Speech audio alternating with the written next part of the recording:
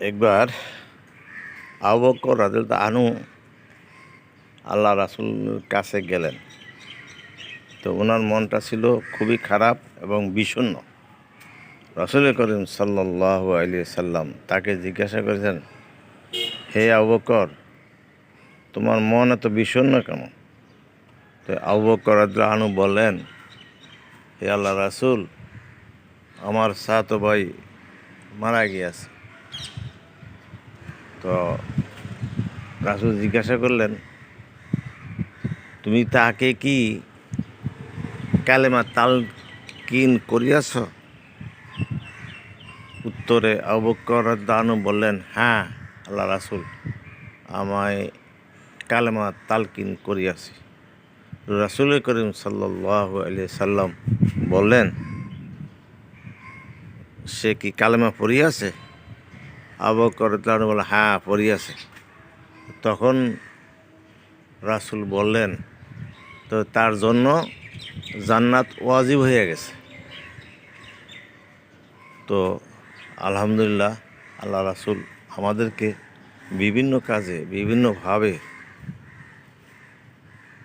অল্প আমলেই আমাদের জন্য নাজাতের ব্যবস্থা করিয়াছে। তো আমরা যে যা পারি, যে অবস্থা থাকি, যে সময় থাকি, যেভাবেই থাকি, আমরা সব সময় কালেমা পড়ব, লা ইলাহা ইল্লাল্লাহ। আর বেশি বেশি ইস্তেগফার করব।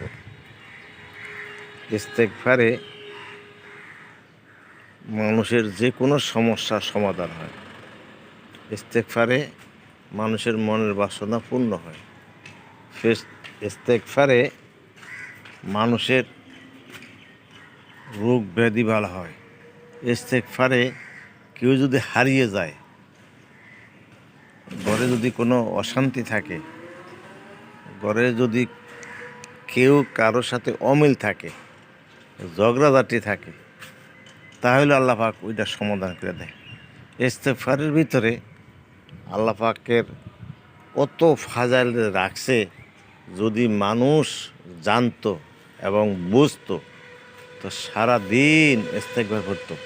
ইস্তেগফার যারা পারি এভাবে বলি, আস্তাগফিরুল্লাহাল্লাযী লা ইলাহা ইল্লা হুয়াল হাইয়ুল কাইয়্যুম ওয়া আতুবু ইলাইহি। আর যারা এটুকু না পারি, খালি এটুকু বলি, আস্তাগফিরুল্লাহ আস্তাগফিরুল্লাহ। সবই সহজ যদি করে।